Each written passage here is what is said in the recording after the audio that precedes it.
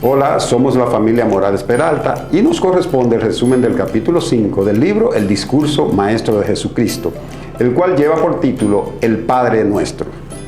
Pero antes de iniciar, queremos recordarles que la familia que presente el video más original de su culto familiar será premiada en nuestra actividad de cierre que tendrá lugar a las 5 de la tarde de este sábado 23.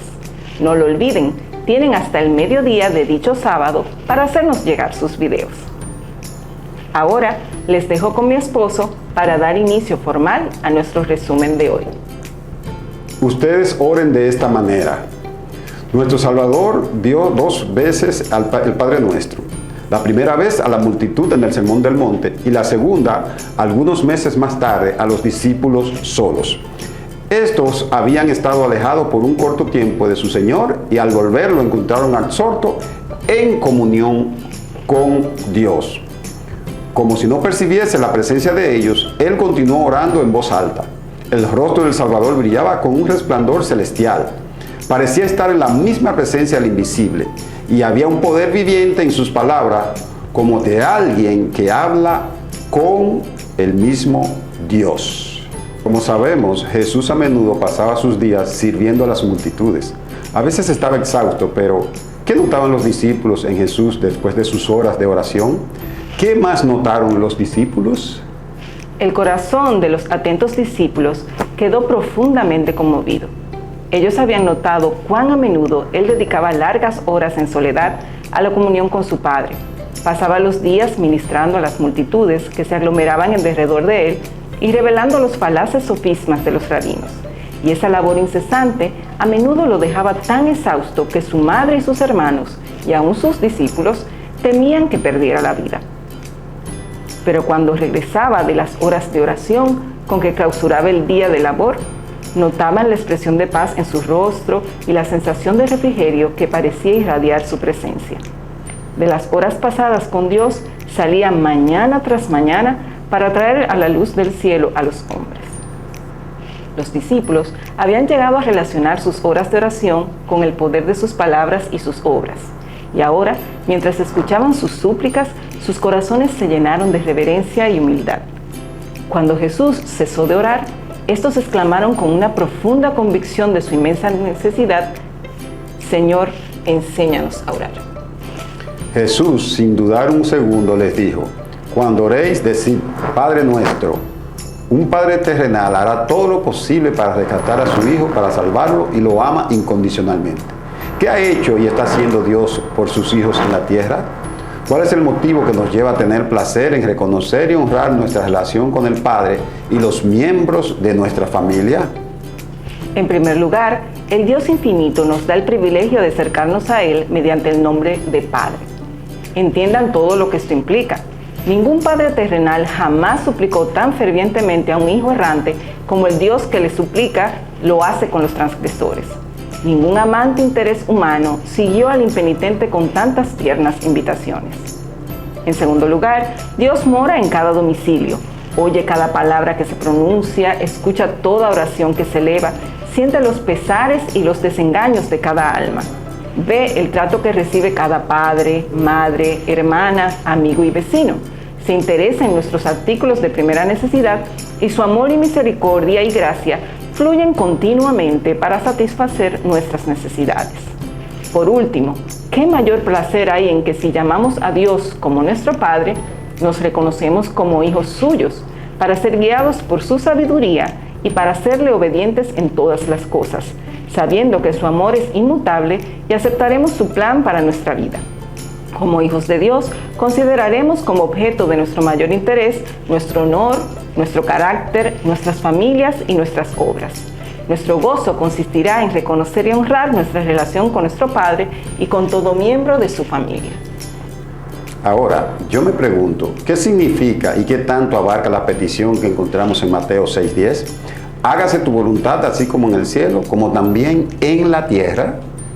Esta petición es una oración para que pueda terminarse el reino del mal en este mundo, para que el pecado pueda ser destruido para siempre y se establezca el reino de justicia. Entonces, así como en el cielo, se cumplirán en la tierra todos los designios de su bondad. ¿Sabes, Newton, que Mateo 6:11 También hay otra petición. ¿Cuál es el propósito de Dios al enseñarnos a pedir nuestro pan de cada día? Al enseñarnos a pedir cada día lo que necesitamos, tanto las bendiciones temporales como las espirituales, Dios desea consumar un propósito para nuestro bien. Quiere que nos demos cuenta de cuánto dependemos de su cuidado constante, porque procura atraernos a una comunión íntima con Él. En esta comunión con Cristo, mediante la oración y el estudio de las grandes y preciosas verdades de su palabra, seremos alimentados como almas con hambre. Como los que tienen sed, seremos refrescados en la fuente de la vida. Perdónanos nuestros pecados, porque también nosotros perdonamos a todo el que nos debe. Esto lo leemos en Lucas 11:4. ¿Qué le sucede al que no perdona las ofensas ajenas? ¿Qué espíritu debemos tener hacia los que han pecado contra nosotros, confiesen o no su falta? Jesús enseña que podemos recibir perdón de Dios únicamente, así como nosotros perdonamos a los demás. Es el amor de Dios lo que nos atrae a Él, y ese amor no puede tocar nuestro corazón sin crear amor por nuestros hermanos.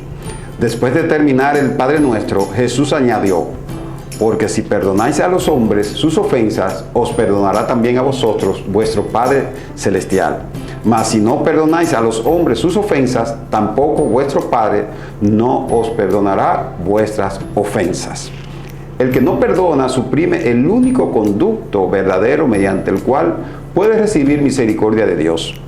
No debemos pensar que, a menos que confiesen su error, los que nos han injuriado, estamos injustificados para negarles nuestro perdón. Sin duda, es su deber humillar su corazón mediante el arrepentimiento y la confesión, pero debemos tener un espíritu compasivo hacia los que han faltado contra nosotros, confiesen o no sus faltas. Llegó el momento de reflexionar. No nos metas en tentación, mas líbranos del mal. El trasfondo de la vida de cada persona en este mundo es la guerra contra el bien y el mal. ¿Cuál es la única protección contra el mal de caer en la tentación? ¿Qué han hecho tú y tu familia para fortalecer su hogar contra la tentación? Porque tuyo es el reino y el poder y la gloria. La última frase del Padre Nuestro, así como la primera, señala a nuestro Padre como superior a todo poder y autoridad y a todo nombre que se mencione. El Salvador contemplaba los años que se extendían por delante de los discípulos, pero no como estos lo habían soñado, reposando bajo la luz del sol, de la prosperidad y el honor mundanales, sino en la oscuridad, con las tempestades del odio humano y la ira satánica. En medio de la contienda y las ruinas nacionales, los pasos de los discípulos estarían plagados de peligros, y a menudo el temor oprimía su corazón. Habrían de ver a Jerusalén desolada, el templo arrasado, su culto suprimido para siempre, e Israel esparcido por todas las tierras como náufragos en una playa desierta. Dijo Jesús: oiréis de guerras y rumores de guerras. Se levantará nación contra nación y reino contra reino, y habrá pestes y hambres y terremotos en diferentes lugares. Y todo esto será principio de dolores. A pesar de ello, los discípulos de Cristo no debían temer que su esperanza estuviera perdida, ni que Dios hubiese abandonado al mundo. El poder y la gloria pertenecen a aquel cuyos grandes propósitos se irían cumpliendo sin impedimento hasta su consumación. En la oración que expresaba sus deseos diarios, los discípulos de Cristo fueron dirigidos a mirar por encima de todo poder y dominio del mal al Señor su Dios, cuyo reino gobierna todo y quien es su Padre y amigo eterno. Con el resumen del capítulo 5, El Padre Nuestro, hemos llegado a la recta final de la lectura de este libro, que es pequeño en tamaño, pero grande en contenido. El discurso maestro de Jesucristo. No se pierdan el próximo y último resumen. Dios les bendiga.